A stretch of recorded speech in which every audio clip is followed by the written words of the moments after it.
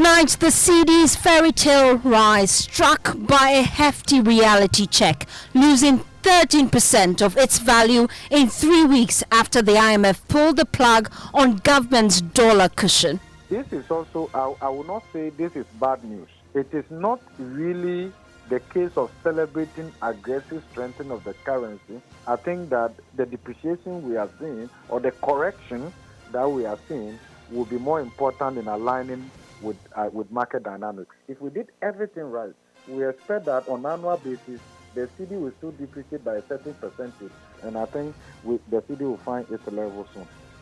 Tonight we ask, how will this affect businesses? Stay with us because we'll hear from the business community. My name is Faustina Safo. Top Story, as always, is brought to you by Telecel, Connecting Energies.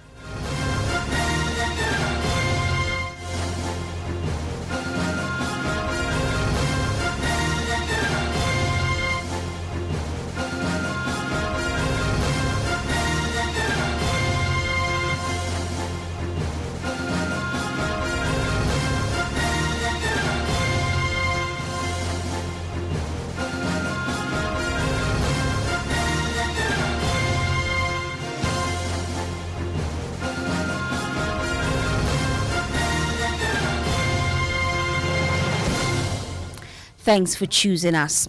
Tonight, the Cedi has slipped from grace. Once celebrated as the best performing currency, it now ranks amongst the worst, losing more than 13% against the dollar in just 3 weeks. Over the past 8 months, the Cedi staged a dramatic comeback, rising from 15.5 to the dollar in February to 10.3 in June, a gain of nearly 20%, and at its height over 40%. In April, the Bank of Ghana governor dismissed speculation of large-scale intervention to prop up the Cedi, but by July, the IMF urged the central bank to scale back its support in the forex market. My colleague Caleb Zibilim joins me in the studio. You've been going through some of the research on the Cedi trend, and you're joining me just to give our audience updates.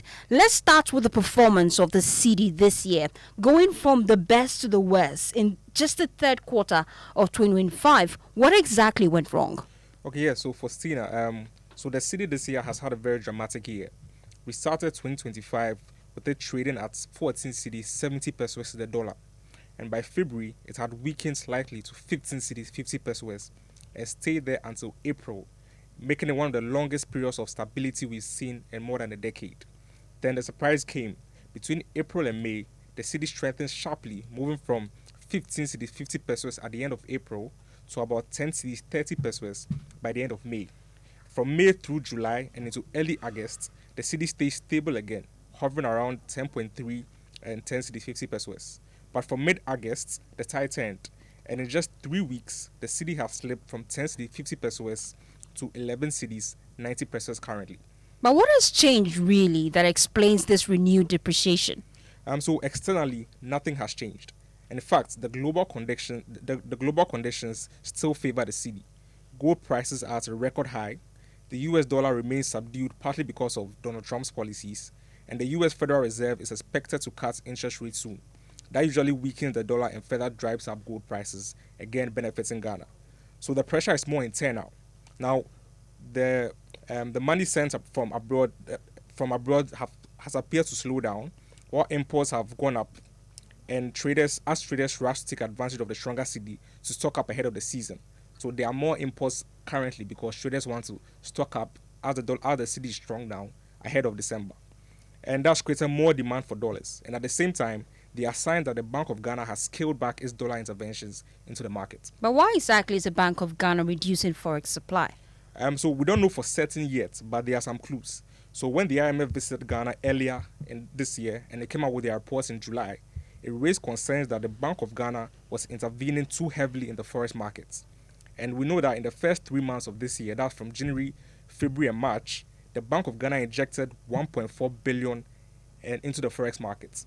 And in that same period from January, February, and March, the Cedi stayed at 15 Cedis, 50 pesos. So by intuition, we know that by the time the Cedi appreciated heavily from 15 Cedis, 50 pesos to 10 cedis 30 pesos, there might have been stronger interventions from the Bank of Ghana. But we know for a fact that in the first 3 months, the BOG intervened with $1.4 billion. And in response to this intervention, the IMF and the Bank of Ghana agreed to introduce a formal policy to guide interventions. And this is supposed to take effect by the end of September 2025. And we are now starting September. So this means that the recent slowdown may be the Bank of Ghana testing its approach before full implementation by the end of February 2025. And alongside this, the Bank of Ghana has also been tightening its regulations, reminding businesses that pricing in dollars is illegal, enforcing declaration rules for travelers carrying forex, blocking firms from withdrawing dollars they have never deposited, and also requiring strict documentations before importers can access foreign reserves. So these regulations by the Bank of Ghana seem to have stoked speculators, thinking that there's something wrong behind the scenes. So they are trying to get dollars as they can now before it goes up. Thank you so much. Our research team just setting the tone now for our discussion today.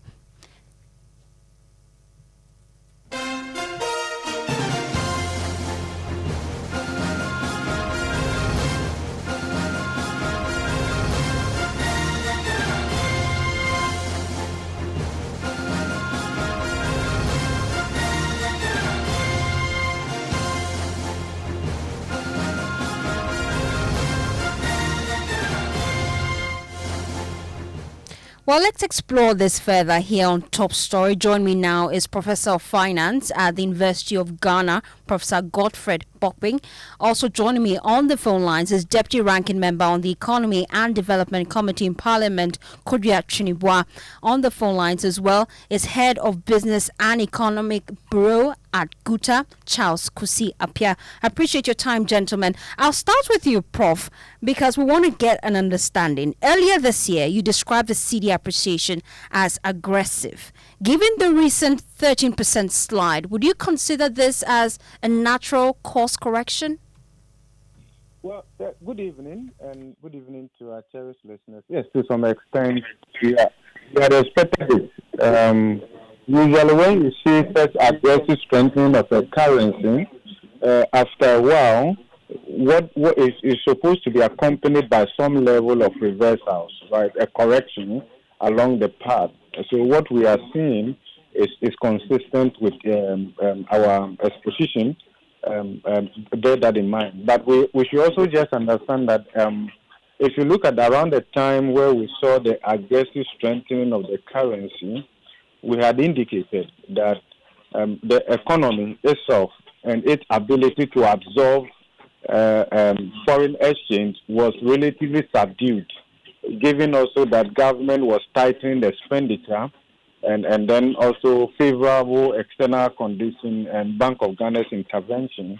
All of that contributed to the aggressive strengthening. But we had also indicated that we needed to have stabilized the currency much earlier than allowing it to appreciate to the level where it got to, because historically, when you see that it was going to be difficult to sustain it at that level, especially when the economy recalibrates itself to full strength, bear in mind that what we are happening right now, and we had indicated this more than 2 months ago, that we considered that there was pressure on the currency, and that businesses were having challenges getting the desired foreign exchange to meet their imports and the rest of them. And also ahead of Christmas and all of that, there will be uptick in all of this. So what we are seeing should also not create panic. It doesn't mean that the central bank has lost control. I think they've done quite well. I think that government overall has done well in terms of the tighter expenditure control in resetting the economy 2025. But as we indicated earlier, that the extent to which the Cedi appreciated certainly signals some level of reversal in the immediate, probably towards the end of the year and all of that. So there should be no panic. We should also bear in mind that the fifth review under the IMF supported program should be happening probably towards the end of September or maybe first week of October, thereabout. I'm sure government will be looking at their coming and making sure that in terms of the strong footprint that the central bank had in the market, and also the understanding in terms of FX operation, they normalized all of that. So there's a certain natural cause that we are seeing here, and they should not full panic. I think that to some extent, this is also good for us because you see, if you look at where the exchange rate had appreciated to, it was always going to be difficult to sustain it at that level. Let me come in at this point, Prof. You say this is good for us and that the Bank of Ghana is not losing control. But if we look at the IMF latest review report for July, to be precise, they pressed on the Bank of Ghana to scale back forex interventions. And I'm wondering, how should the Bank of Ghana strike the balance really? Because on one hand, you want market forces to work, but on another hand, you need to protect the cedi. Yes, so under the exchange rate mechanism that we operate, we call that one largely dirty or managed flexible exchange rate.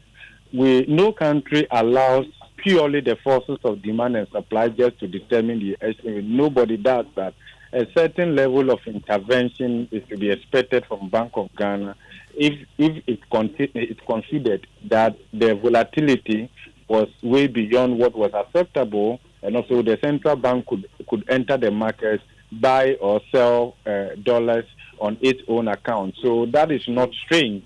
And if you check over the years, but the extent of the intervention in itself would also raise a question whether it's really the forces of demand and supply or it was more from the intervention of the central bank. And we all do agree with the IMF. Even before the IMF released their report, we had raised concern about the extent that we were probably burning our reserves to the extent in driving the exchange rate to where it was. But granted that what we saw, just look at the balance and the dislocation in the economy.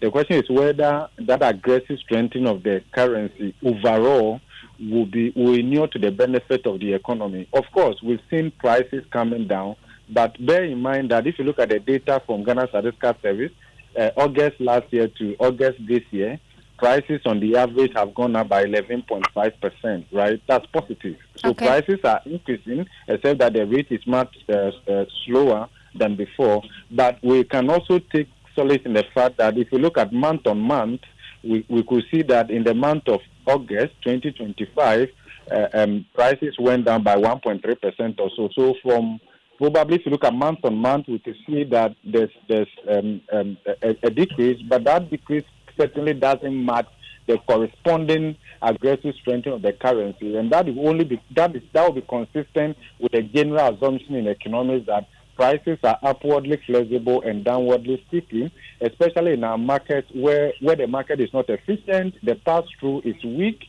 and all of that, and therefore one would have to be very careful in pushing down prices because from the angle of just exchange rate, but to the extent that the aggressive strength of the currency cannot be traced to structural transformation in the economy or greater economic transformation within the real sector, then you know that certainly there will be pressure somewhere along the line. So some level of correction is to be expected. Stay with me. Let me bring in now the head of Business and Economic Bureau at Kuta, Charles Kusiapia. You are on the receiving end, really. As traders, you're already feeling the pinch because of the cedi is beginning to weaken again. How are you coping with this? Is this affecting imports already? Good evening to you and to your listeners. It is. The point is this. The challenge of business now is availability of forex, which of course has been the influence of this stage.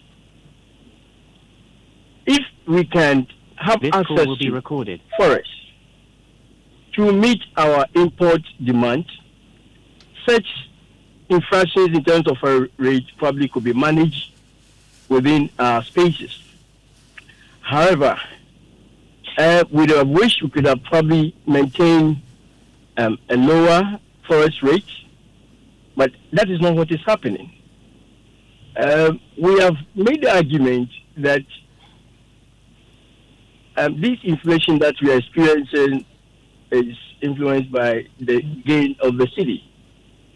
So when cedi starts weakening in terms of its value, it as well will mean that there will be a translation to higher inflation, which of course will deplete the income disposable of consumers. So the cycle obviously will come and hit us as sales and economic growth will be stagnated. We understand Bank of Ghana is being strategic in terms of its market intervention. But if it's going to hurt the economy, why didn't they develop a strategy that will ensure that businesses' forex import demands are met timely and also manage speculation? You know, some of these surge, apart from what I've stated, is also influenced by negative speculation. That when I'm able to access forex from the market, the little that I can get, I should be able to hold it. Not for transaction, but for a store of value. So if Bank of Ghana could be very strategic in terms of its interventions in the market, we could be able to manage this negative speculation, which will reduce the pressure that we've mounted on our city. Okay, but let's speak realistically here. The festive season is fast approaching, and I know that for some of you, the traders, you have stocked up when the cedi was doing very well. So should we expect that you should be pushing this marginal depreciation on us, the consumers? I always say businesses have a certain limit on which they can absorb certain costs. Beyond that limit, that cost obviously will be passed on to the consumer. That is why conversation of forex become so emotionally attractive to us as businesses, because it forms part of the fundamentals of our businesses. A depletion of our cedi affects our working capital. It increases our cost of borrowing, which of course we are supposed to pass on said costs to our consumer. And the challenge has always been, if we're able to pass on these costs to the consumer, does it have the ability, the purchasing power to absorb this extra cost? That is the question that we should be answering. So we should be managing how we talk about the forest in a negative way and see how best we can all come together and say, okay, Bank of Ghana, if by IMF condition you are not supposed to come to the market at certain rates, can you talk to the mining sectors that instead of selling their forest, you sell it to the commercial banks? In that way, you are not coming to the market. So we can have access to forest. You see, the moment there's excess supply of forest to the market, demand will reduce. The moment demand starts going down, of course, our cedi will start gaining strength again. That should be the narrative. And even if the cedi gains its strength again, the biggest concern for consumers has always been that you fail to pass on the gains to the consumers. The last time Guta gave a timeline that they'll review prices, you say traders have reduced prices, but when we go to the market, we're failing to see that. I'll come to you for a response on that. But let me bring in the Deputy Ranking Member on the Economy and Development Committee in Parliament, Kodria Chunimbwa. We appreciate your time here on Top Story. You must feel vindicated, really, because government has always defended its macroeconomic management throughout the cedi appreciation. But right now, there's a nosedive. Yeah, thank you very much, and good evening to our listeners. I wish my comments earlier on would be played, and I believe that would even settle the issues, because I spoke about all this earlier on. It's not, and I want to put this, across before even I come in, that it's not as if someone is not wishing well for the economy or anything of that sort, but the reality is the reality, and the reality is what we are seeing now. We said earlier on that whatever that was happening, that we were applauding the government for the cedi's gain, were not anything structural in nature. The economy was not structurally changed, neither had anything significantly been done to turn around the economy, to see the gains that the Cedi was making. Okay, we were benefiting from happenings across the world, and that was not anything that we were doing well locally. That saw the Cedi strengthening to that extent. Okay, again, the finance minister was not spending. We said this, was not making payments, was holding his purse tightly, and that is not sustainable.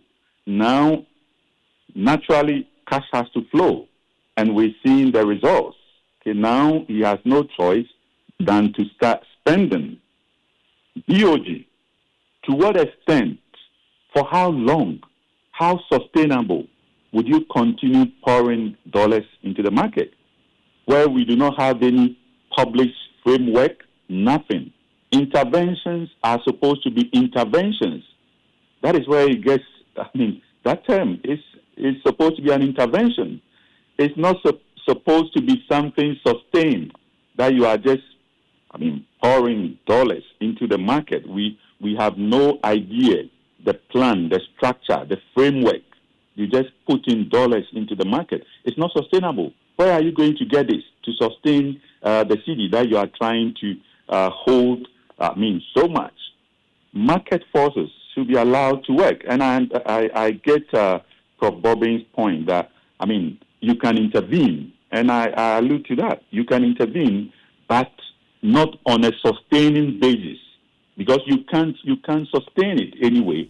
So all these are now coming out, and this is the reality, and we have to accept it. Because if the economy was changed structurally, we shouldn't be in this at this point in time. The economy, if it was structurally changed, we shouldn't be in this at this time. If I had data now, I would have just shown a trend as to where our balance of payment is pointing at this time. And I can bet that it will follow consistently with the value of the Cedi that we are seeing now. So it's not magic. It's just the way it is. This is the reality. So from where you sit, it is not sustainable for the Bank of Ghana to intervene. But as Parliament, you have a role to play to ensure fiscal discipline. Do you think from where you sit, there's enough transparency around how the Bank of Ghana is managing reserves and interventions? You see, that's why I said we should be publishing, okay, we should be having a framework published on FX interventions. That should be clear. There shouldn't be some secrecy that this is being done in a clandestine way, that BOG just comes in on its own way, pour dollars into the market. Where is BOG getting these dollars? Our FX reserves, we should have a good sense of how it's being spent. And as a committee on economy, we should be updated on all these. We've had meetings with the governor and his team. All these should be made, clear to us, and we should be able to release this to the public. People should be able to plan with these. These are not speculations. People should be able to plan with these. So all that I'm saying is what we are seeing now is the reality, and it's just corroborating what we said earlier on. That's why I started by saying you could play my tapes for people to just compare and see that it's just consistent with Should what we expect said that on. When Parliament reconvenes, you would be calling the finance minister as well as the Bank of Ghana governor just to brief the House on some of these changes we're seeing? I think it will be in order. We have already had meetings with the governor, and we've given indications that even, right after the MPC meetings are held, we want to meet to understand, certain issues, because we would want to give out far more information than we have currently. So, like I said, businesses need information to be able to plan. Okay, so all these, we should be updated as a committee on economy. Okay, we should be updated. We are there to serve the public. If you give us the information, we will make things available to the public, to the business community, for them to plan. We don't want these to come out abruptly because people were, all clapping here and there. And if you're a business that had no access to significant data, you might be expecting a trend, as we saw in the first two quarters, thinking, oh, the Cedi was, it was just moving on. It was moving on, and you might not be able to predict or project well to support your business. And all of a sudden, you find yourself in this corner, and that is going to hurt. And who would be blamed for this? So you'll be pushing this when the House reconvenes, right? And relay this to the public for them to plan. So you'll be pushing this when the House reconvenes, right? Definitely, it's the right thing to do. Okay, Deputy Ranking Member on the Economy and Development Committee in Parliament, Kodia Chinibua, join us here on Top Story. We appreciate your time. Let me wrap up with Charles Kusiapia. He's Head of Business and Economic Bureau at GUTA. As a consumer, I'm hoping that you would not push this on us. Is that the case? Should we expect an increment in prices? That would be an early speculation. Just as I indicated, there's a certain level of cost that, as businesses, we are ready to bear.